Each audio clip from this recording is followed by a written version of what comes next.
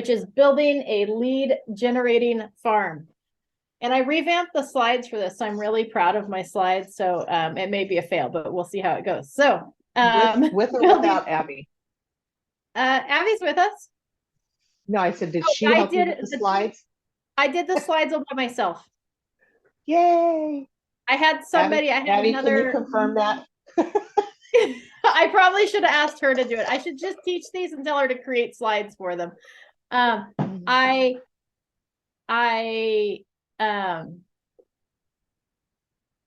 reached out to some other leadership in Realty One group, and somebody had asked for copies of my slides. And so I was like, well, some of them I don't have slides or they haven't been finished. So I had to get in there and actually like work on some of the slides this weekend. So it was good. It was a good process.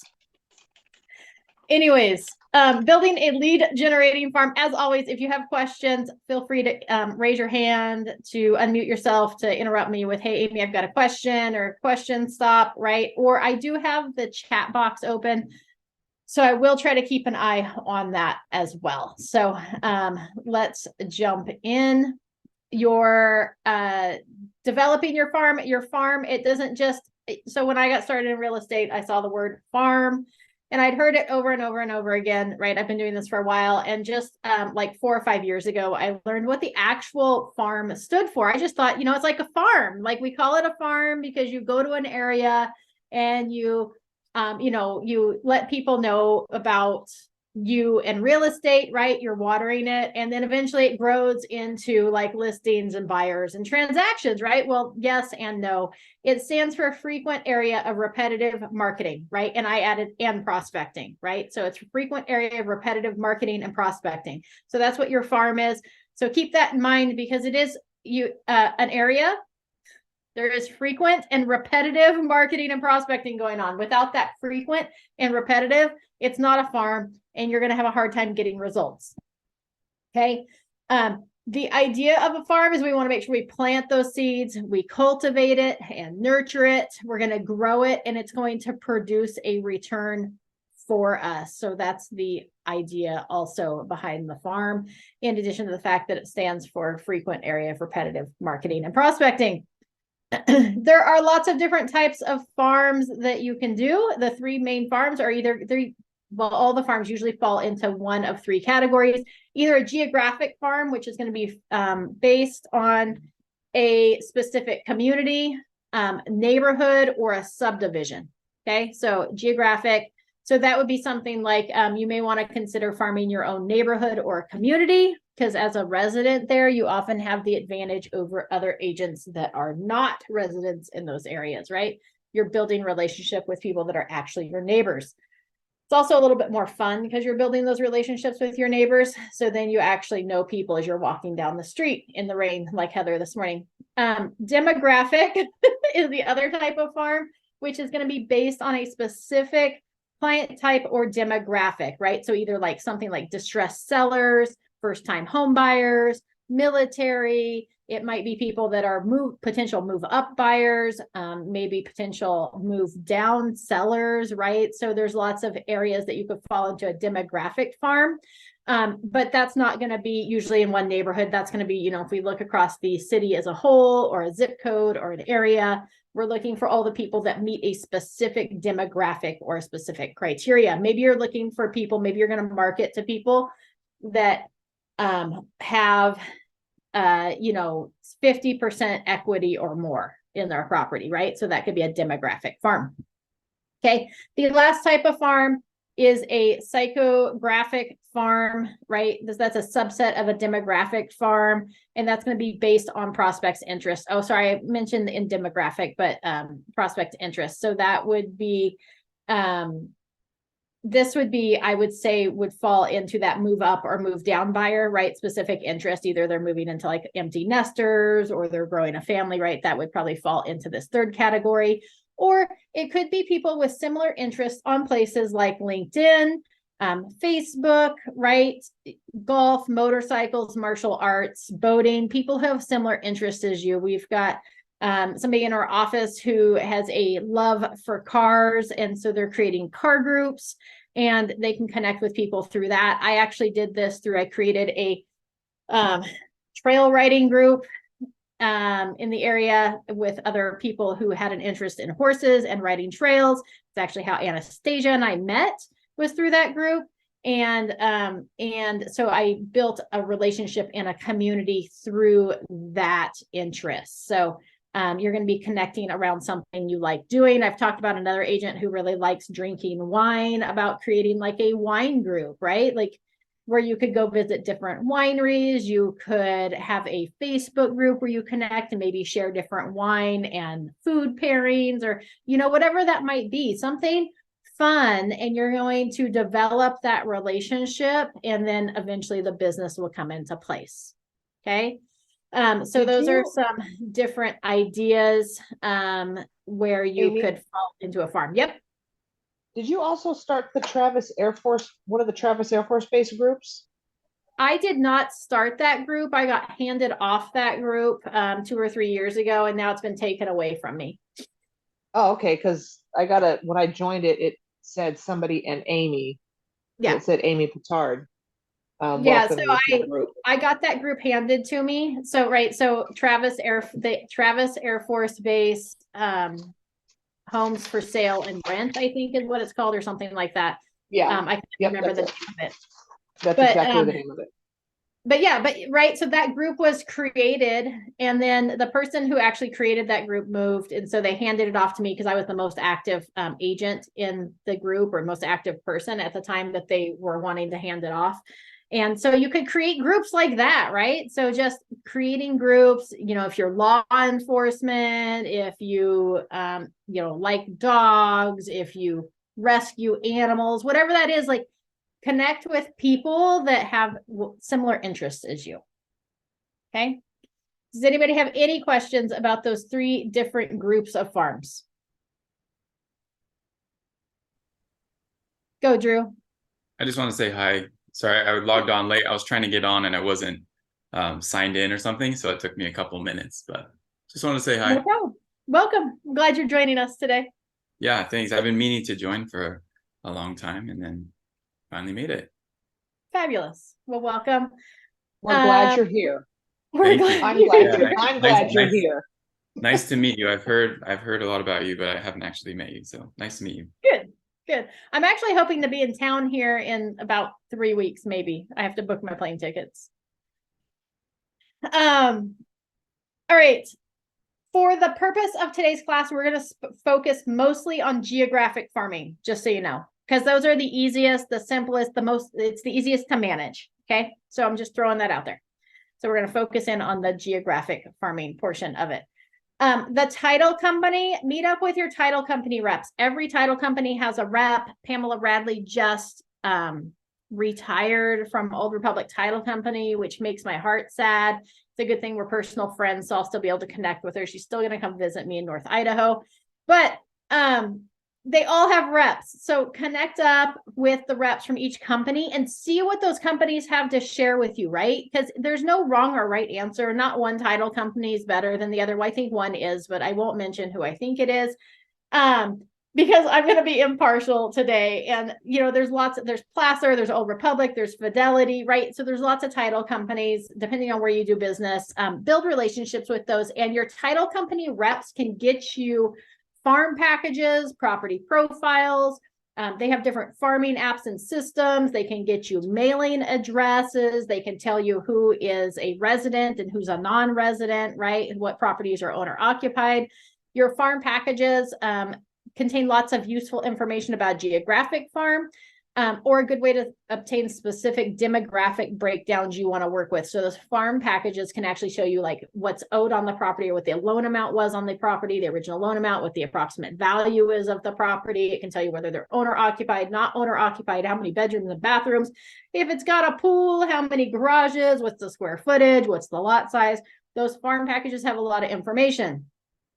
Same thing, property profiles would be individual properties. So that's containing information about a specific property, including tax information, plot maps, comparables, community information, deeds that have been recorded, transaction history. All of that is going to be in the property profile.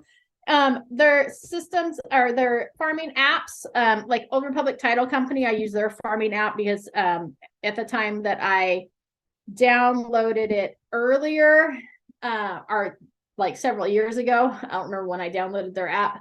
It was the most intuitive farming app, and it allowed you to go in there. You could select your farm with actually specific streets. It would print up a report for you, and as you walked your farm, you could select the house. You could mark whether they were whether they were home or not. It would tell you whether they were a resident or non-resident. It would give you a little section that you could make notes into it. So it made it really easy. When I was done with my farm, I could just download all that data that I had just put into it, and I had a whole list of everything that I had encountered. You can actually set your walking path so that it puts the houses in order. And then next time when I go walk my farm again, I can pull up that up, put my walking order in, and it'll tell me exactly my notes from last time. So I can open up the notes. It says, person has really mean dog. They'd prefer you to leave it on their doorstep, right? So like you can make notes. This person was really mean. So try, bring an ice cream cone next time, right? So it can give you little tips and tricks and help you keep track of those interactions with people. And then mailing addresses, we want to be prospecting based and marketing enhanced. So our first goal is to be able to knock on doors and have in-face connections with people. Secondary would be mailing stuff out to them so you can get all those mailing addresses. They can actually do, most title companies will not only just give you those mailing addresses, they will actually print labels for you. Magic. So all you have to do is stick them on those envelopes. Okay. Just a reminder that keep in mind your RESPA guidelines when accepting materials from your vendor representatives. There are things they can give you. There are things they cannot give you. Amy, Yes. when addressing the envelopes, isn't it, instead of having pre-printed, isn't writing them out a more personal touch? Or I know it's a lot of writing. Yep. But so when it comes to a farm, oftentimes you're sending out a postcard. You're not sending out necessarily letters. You're sending out like a postcard with a recipe or the sports schedule or something fun like that. And so having the information printed on those, totally appropriate. If you're sending out like a letter, then I would absolutely say that handwritten is best. In fact, that comes into play with like golden letters, or if you were sending out maybe an introduction letter to your farm for the people that didn't answer their door, you wanted to send it to their mailbox, then yes, handwriting the address and hand signing the letter is absolutely a much better touch, even though it's a lot more labor intensive.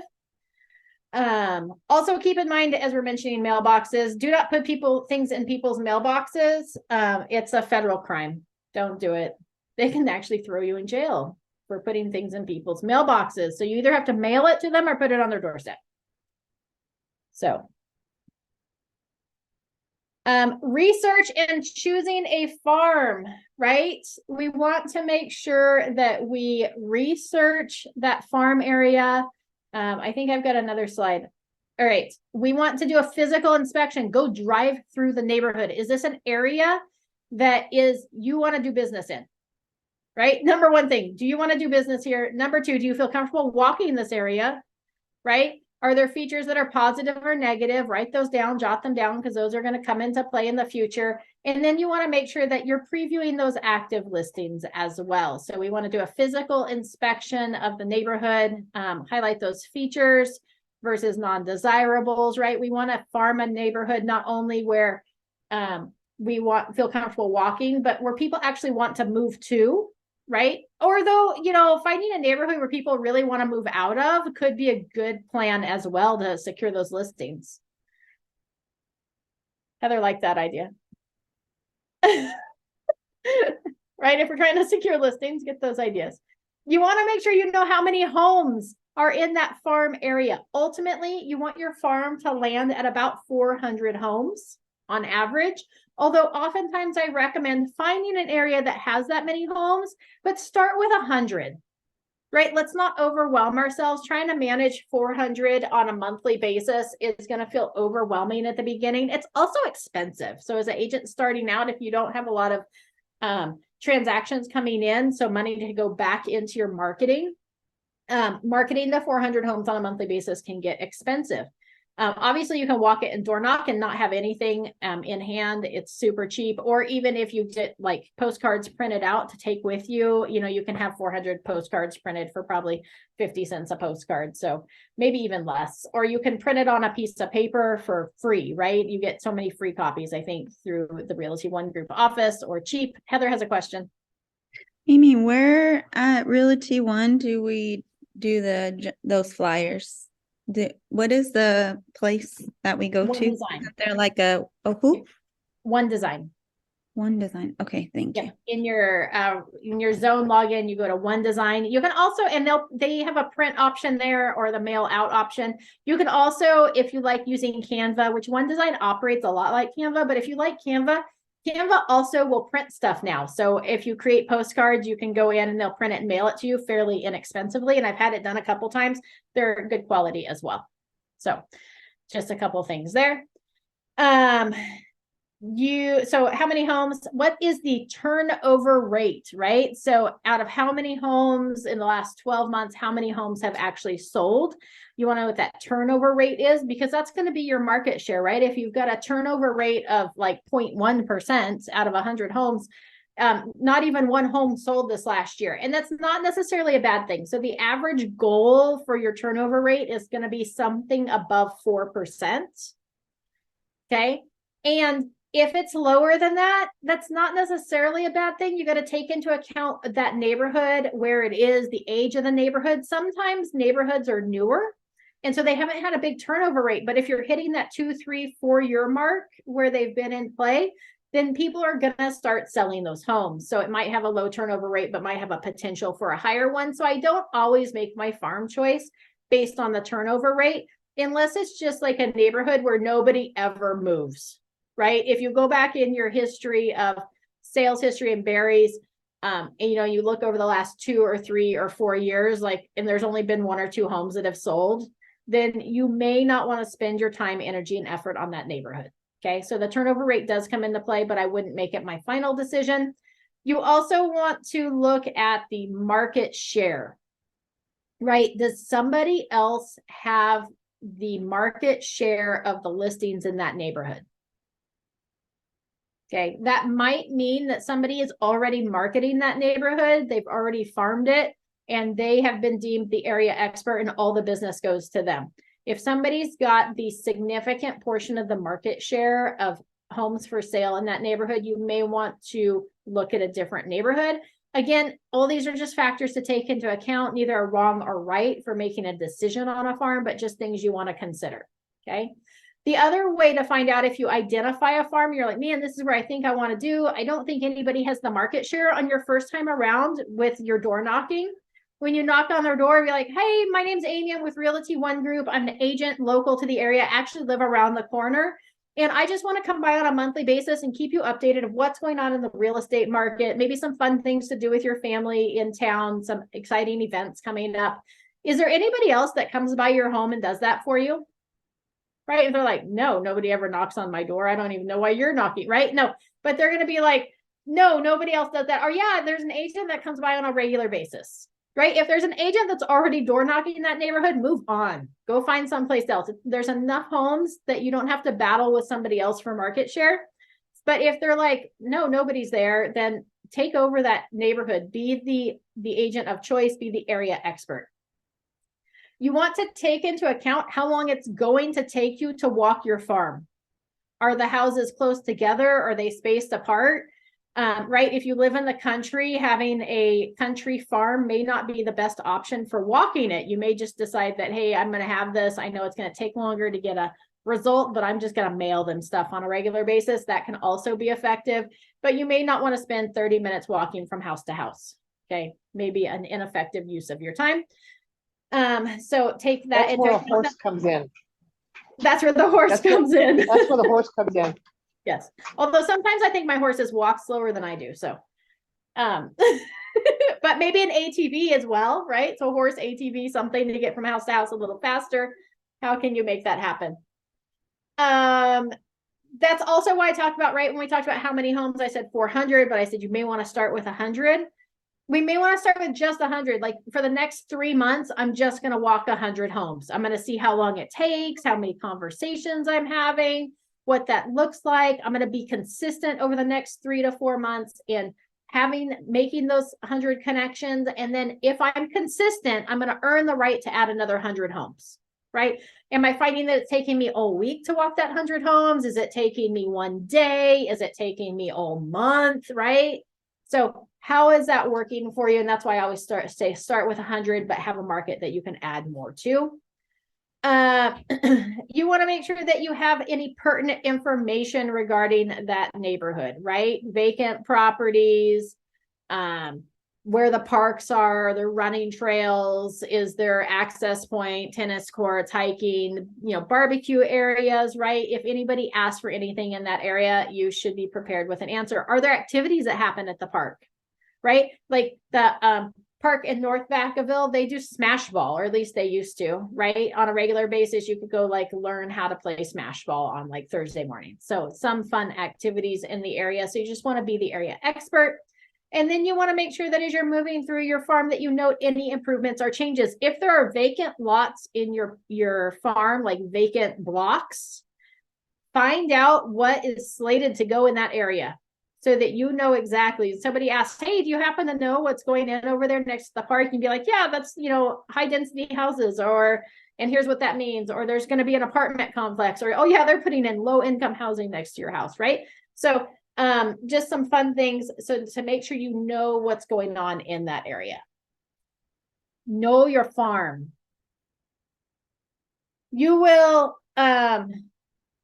develop your marketing materials. I highly recommend when you first start doing your farm that you go around with an introduction letter. You introduce who you are, what your connection is to that area, and what your intentions are, right? So it might be something that you're like, hi, it'd be like, hi, I'm Amy. I'm your neighbor. I live, just around the corner. I'm always hesitant to give people my exact address if I'm their neighbor, but I'm happy to say, oh, I live over on, North Park Drive, or whatever that might be, so that they know I'm actually from the area. And as I'm going to be coming by on a monthly basis to keep you updated of, the market stats, what's for sale, what's closing, what's going on in the neighborhood, whatever that might be, you're just going to outline what you're going to be doing in that area. I will put a sample farm introduction letter. I'll make sure the file is linked to this presentation so that you guys can have an example of what that might look like that you would send out. And I highly recommend not sending it in the mail, but actually walking your farm and introducing yourself that way. So if you started with 100 homes and then we get to the point we're going to add another 100 homes, we're going to repeat this process again. We're going to introduce ourselves to that second 100 homes. Okay. You could do something like a monthly newsletter, and it might have something with market updates. It might be a holiday creative. It might be fun things coming up in the neighborhood. When we did our farm all the time, we marketed it on one side with the market statistics. So we had all of the active properties for sale, whether they were active, in contract, or recently sold. And then we would have the average days on market, the average sales price, the just pertinent information like that, so that they have, because people want that information, right? They drive by, they see that sign, the house is for sale. They want to know whether it's in contract. They want to know whether it is sold, whether it's active, what that, right? They want that information. And then on the back side of our postcard, we always put fun activities coming up in the city of Vacaville, or a fun recipe, or something that would make them want to hold on to that card. We wanted them to save our information. So I always put the market updates and then something that would hopefully be beneficial to them.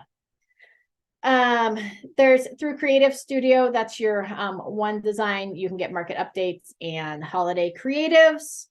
And then there's lots of different services where you can get a monthly newsletter if you aren't creative enough to come up with your own. It's not something you got to spend a bunch of money on, though. It's super easy to come up with market stats, and then here's the football schedule, the home football schedule for the local football team, or here's the farmers market is starting up, and here's the farmers market schedule, or the creek walk series, right? You could come up with fun things like that on the backside. Okay. Methods of delivery, right? There's basic ways to get your material out there. There's 3 of them. You can walk it, you can mail it, or you can create a social media page. You can get it out there on social media. I highly recommend a combination of all 3. It's really fun to create a community on social media with that neighborhood. It also allows that if somebody searches like Southtown Homes for Sale, that Facebook page may pop up and they're like, oh my gosh, look at this. This Anastasia, it looks like she's like the expert. She's got all this information about Southtown, and that's where we want to live. It's close to the base. I'm going to contact her to buy a house, right? So creating social media gets the information out there. It allows you to drip on them and interact with people more than once a month. So that's a good option. Walking your farm once a month creates that visual, right, of being able to drop stuff off on people's porch, knocking on doors. You have a better chance of actually interacting with people and having conversations with them. And then we back it up, right? So walking your farm would be prospecting. We back that up with mailing. So that would be that marketing enhanced, right? Or prospecting based and marketing enhanced. Okay, so there's lots of different ways to do that. You can just mail to a farm and get success that way. I'm not going to say you can't. It's just going to have a longer lag time. So our general farm turnaround time to create a dent in that market, you're really looking at like 12 to 18 months of consistent, frequent, repetitive marketing. Okay, that doesn't mean that you're not going to get a buyer or a seller before that, but just to actually begin making a dent and for people to recognize you as you're walking the streets or when they see your information on their doorstep and remember who you are, it takes about that long. So there's a turnaround time. And that's if you're having conversations with people and you're actually there. If you're just sending stuff in the mail, it's going to be about a 2-year lag time. So just kind of know before you get any substantial return, it's going to take about 24 months because we're not having that personal relationship building interaction. Okay. Now, if you were mailing to your farm and you also had that social media play in there, it might speed up those results, right? Because now you're interacting with some people, or you could look at as social media, you could look at like the Nextdoor platform and getting on there and interacting, right? Be in there every time somebody posts, hey, does somebody have a plumber, or does somebody have a contractor, or does somebody have a dog groomer? Like, create your vendor list. So you're the one that's always like, oh yeah, absolutely. Here you go. Absolutely. Here you go. Right. You want to be the person in there interacting with those people from your farm area. Okay. Any questions about any of the stuff we've covered so far? We're good. All right. Moving on. Tips for walking your farm. You want to be comfortable and yet professional. So remember, you're a real estate professional. You probably don't want to wear your beat up old, hoodie sweatshirt with stains on it and your saggy yoga pants. You want to look professional. So you probably want, at least a sweatshirt that's branded with, Realty One Group Heather on it, right? With your name maybe even embroidered on it and some nice unstained clothing. You can be comfortable. You don't have to wear a suit and a jacket. You're probably going to look out of place. Well, we won't tell you what you look like if you knock on doors in a suit and jacket. They'll probably think you're a solar sales guy. They won't answer the door. So looking comfortable, but having some branding on you so people can recognize where you're from is important. Effective times for walking your farm. There is no best time. Okay. You're going to think, oh my gosh, Amy, it's got to be weekends. Well, no, because people aren't home on the weekends. They're not at work, but they're not home. You may think evenings, but people are irritable in the evenings because they're trying to get dinner on the table. They've had a long day at work. During the day, people are actually home. There's no bad time, right? So people are just as irritable at 10 a.m. as they are at 6 p.m. And they're just as home as frequently on Tuesday as they are on Saturday. I promise. You could even switch it up. Maybe 1 month you're like, man, I'm walking this in the morning. The next time you're going to try it in the middle of the afternoon. And the last time you're going to try it in the evenings, right? Like mix it up, change it up. You'll get different people, different times. The most effective time is when you actually do it. Okay. So if you put it off till the evening, I can guarantee you that little like voice in your head is going to be like, oh, well, now nobody wants to talk to me, or now I'm so busy. I've got this and this and this. And then you're going to keep putting it off. You'll never get around to it. That's why we always recommend doing your lead gen in the morning, right? Because you'll actually get to it. It's much easier to interrupt your day at 10 a.m. than it is at 3 p.m. So Take a notepad or tablet for follow-up, or have your little walking app open on your phone so you can be taking notes about who you connect with, who you didn't connect with, what those conversations entailed, how it went, what you need to follow up on next time. Maybe somebody, you run around and maybe somebody's like, oh, I talked to somebody one time. They're like, I've lived here all my life. My 72nd birthday is coming up at the beginning of November. Right. He lived in that house since it was brand new in like I think those homes were all built in the 1970s. So he lived there the whole time. And he was so excited because his birthday was coming up and he was turning 70 something. So make a note of that. Send them a birthday card, right? How cool is it that, oh, that gal that knocked on my door a month ago just sent me a birthday card. Right? So if they give you tidbits of information like that, note it down. Write down what their pets' names are, because people's pets are way important to them, right? What kind of dogs they have, all that stuff. Okay, so make sure you have a way to keep notes and to manage those notes. You want to put them into your CRM or into your walking app so that you can pull them up next time as you're walking those doors and you know what the conversation was last time. Okay, make sure you have the agent app ready to go on your phone so you can share it with them, right? Great way to share your information with people. And also make sure that I always like to take something with me to my farm, usually like a postcard that has my information on it so that it says business cards. I don't like carrying my business cards. Maybe somebody wants to share my information with somebody else. So having a few business cards is probably good, although it's better to get their information than to just hand business cards. But I always go around with something of value that I can leave with them that has my contact information on it. You want to make sure that you mark them either connected or not connected, right? Are they captured or not? Do we have their information? Do we have a conversation with them, or did we not connect with them? Our goal is to get everybody connected. You do want to add your farm to your database, and then you want to tag them appropriately. And then your walking farm app, we already talked about, making sure that you have that if you're going to use that tool. Any questions on those tips for walking your farm? Pretty simple, right? If it's hot, people have more sympathy on you, just for the record. So don't be like, oh my gosh, it's July and it's 97 degrees when I woke up this morning. I can't walk my farm. No, go walk your farm. Just take some water with you. Or people will offer you water. I promise. There's nice people out there and they're like, oh my gosh, you're so hot. Would you like to come in and get some water? Yes, absolutely. I would like some of your water, right? Like, great way to build relationship and connection. All right.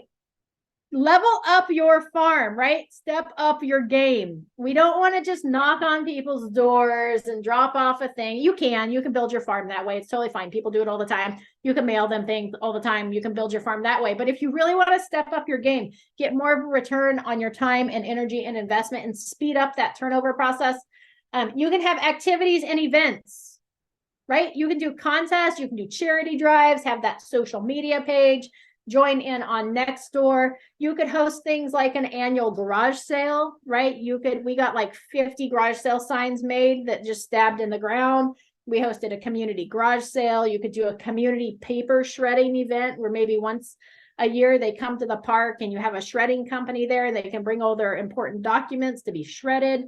You could do a monthly contest or a monthly charity drive where, like, in January, we do coats for kids. In February, we do blankets for the animal shelters. In March, we do food for the pantries because they get lots of food in the holiday season, but not enough food in spring and summer.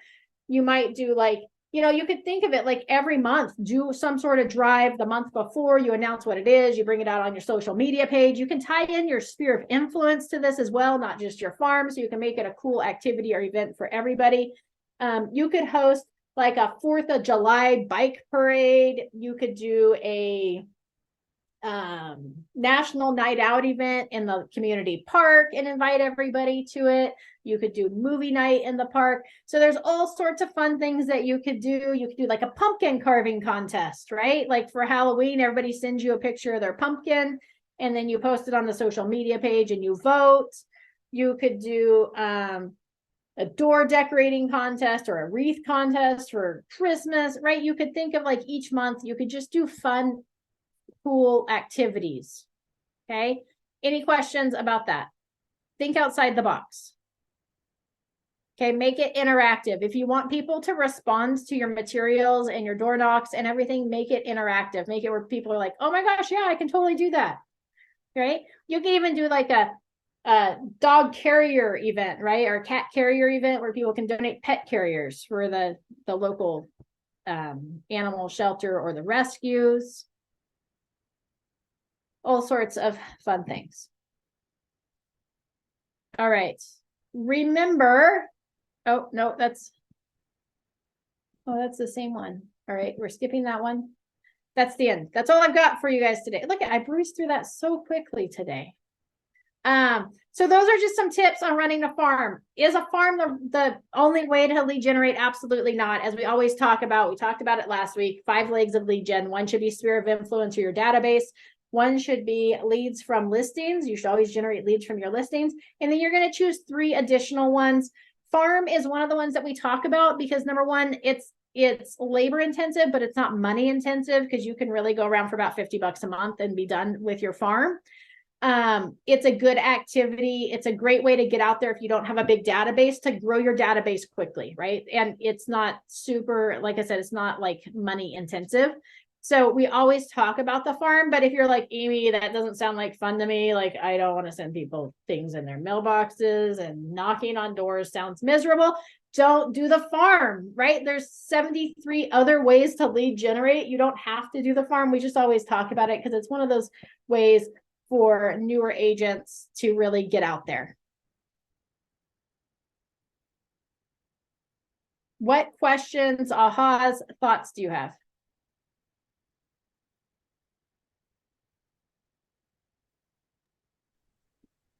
Amy, you said like, I'm thinking about changing my farm. I have a lot of houses that have come up. Well, not a lot, but yeah, it is because there's only 112 houses in the community and 4 have come up recently. And before that, I was like one of those areas that was a low percentage, like very low. But because I don't know, I just feel like I've been being led to go a different route because those houses too, like they're pretty high priced over where I live. And so I just feel like people need more lower houses. Like, and I feel like I should maybe, go to a different neighborhood. So if I don't live in the neighborhood, because I know that's a main thing, right? From the people that I've met over there and talked to, and the dog thing is real. Like I met more dogs.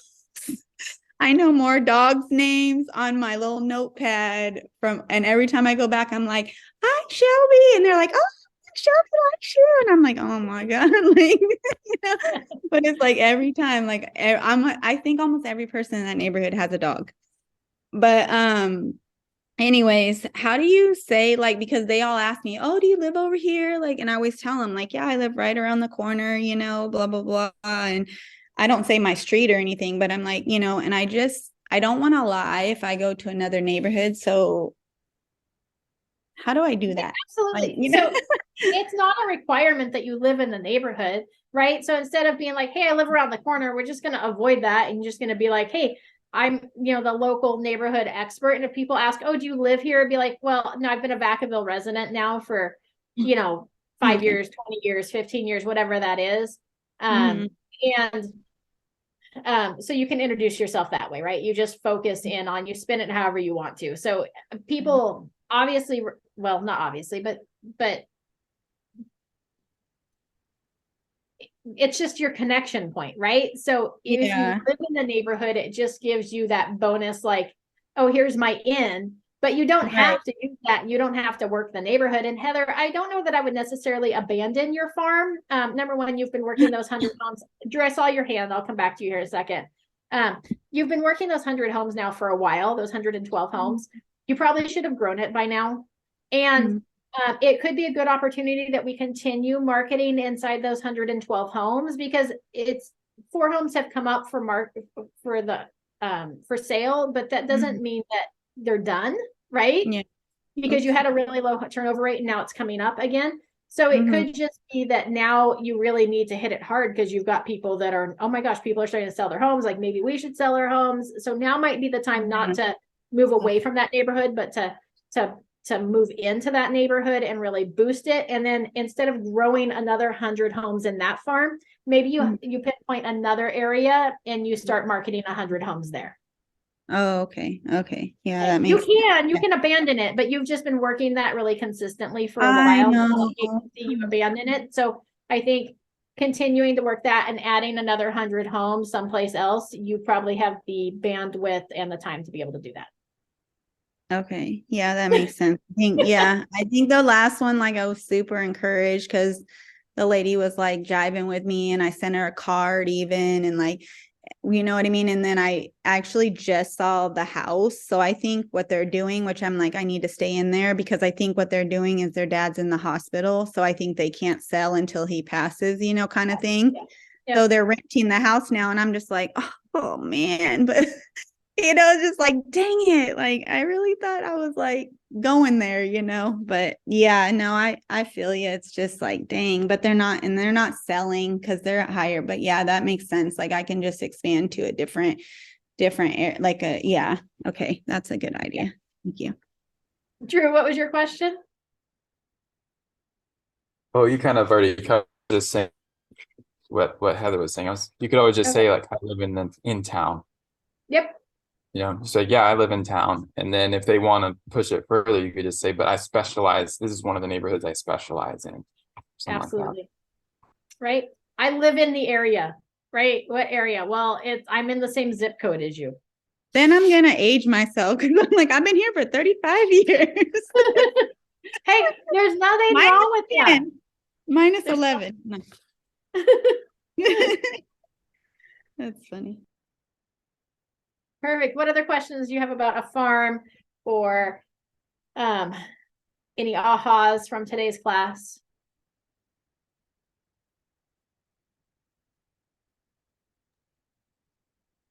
I also really That was like. really. Oh, I'm Oh, sorry. sorry, go. I talk too much. Go.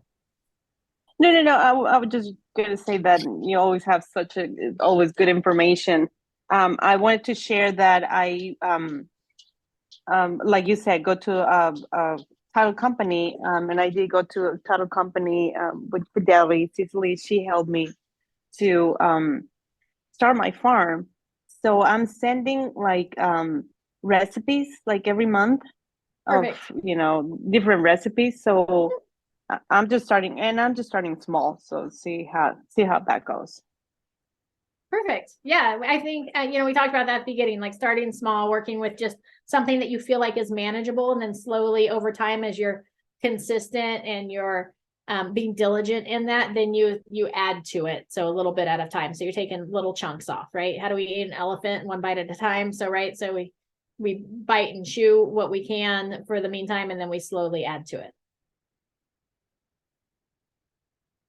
The events are fun though, just for the record. Like I'm not a people person, and it was still fun to host like the national night out and to do the neighborhood garage sale. People were actually still messaging us like a couple years later going, oh, are you guys hosting the neighborhood garage sale again? And we were like, no, we're not. We're done. We're out. No, but I wish I could do that too. It sounds like fun, but I'm not a people person either, and I wouldn't even know how to start that. But that sounds like a lot of fun. It is, right? And so what we did, right, for like the neighborhood garage sale was we just advertised it when we went around and knocked. We advertised that, hey, we've got a community garage sale coming up. If you want to participate, go to this link to register. And we just created a Jot form, or you could create a Google form with a link, right, that they could go to. You can create like a little QR code that they could scan to get to that site. And then they register. We just ask for their name, address, their phone number. I think we asked for email, and then what types of items they were going to have at their garage sale. And then we created a master list of, hey, here's all the homes that we have registered and what they had. We went at the date of the garage sale and passed those out to all the people. And we created like a little goodie bag with some donations from our vendors, right? Like granola bars and stickers and pins and just some fun things that they might use at the garage sale, a bottle of water. And then we went and passed those out. So we connected with all the people the day of the garage sale. And then we had those signs made. They were really cheap, like corrugated plastic signs that just stabbed in the ground. And so we directioned those to all the places that we knew had garage sales. And it was just a super fun event. And we didn't have to, number one, it didn't include me interacting with people very much. Which was good. Number two, it made a lasting impression, right? Because people are like, oh my gosh, why are you guys doing this? We're like, well, this is just, we're the area experts. We just want to get the word out there that we're here to help you with all your real estate needs. And we're here to provide benefit to the community. And people were like, this is really cool. And then we did like a couple of drives and some charity events, just some cool, fun things. And, we'd have everybody set their stuff out for collection on a certain day, or oftentimes we'd have them register, right? If you have stuff for the can drive, register your address so that we know where to pick stuff up. Or you could have them drop it off at a specific spot, right? So you can make it super fun. Our goal was to get them interacting with us and collect their contact information. So we had permission to continue contacting them. So we always had them register for the events and activities. Send thank you cards after people show up to things, right? If you did like a shred day or you could rent a dumpster for $300 and have the city drop it off and have people bring their big bulky items for the dumpster. And then get people to register or check in when they come to dump items, right? So you get their information. And then you can send them a thank you card afterwards. Hey, thanks for coming to our dump day. It was a lot of fun. We collected 10,000 pounds of trash, whatever it was. It'd be fun to do that like the month after the garage sale or shortly thereafter the neighborhood garage sale. All right. Fabulous. Well, if nobody has anything else for today, make sure you log your attendance. Abby just put that into the chat box. You can click that link to log your attendance, and then make sure you're creating your one habit of making 3 phone calls and having 3 conversations about real estate on a daily basis, making sure you're adding those 3 people to your database on a daily basis and sending out 6 thank you or note cards to people so they're getting things in the mail. There's nothing better than getting real mail in the mailbox. So send those things out, make sure you're being consistent, do this every day, 5 days a week. I promise you will build your business. Fabulous. If anybody needs anything, feel free to holler at me. Otherwise, have a fabulous day. Okay. And we will Thank be you, back Amy. tomorrow. You are welcome. Thank you. Appreciate it. Absolutely. Absolutely. Thanks, Amy.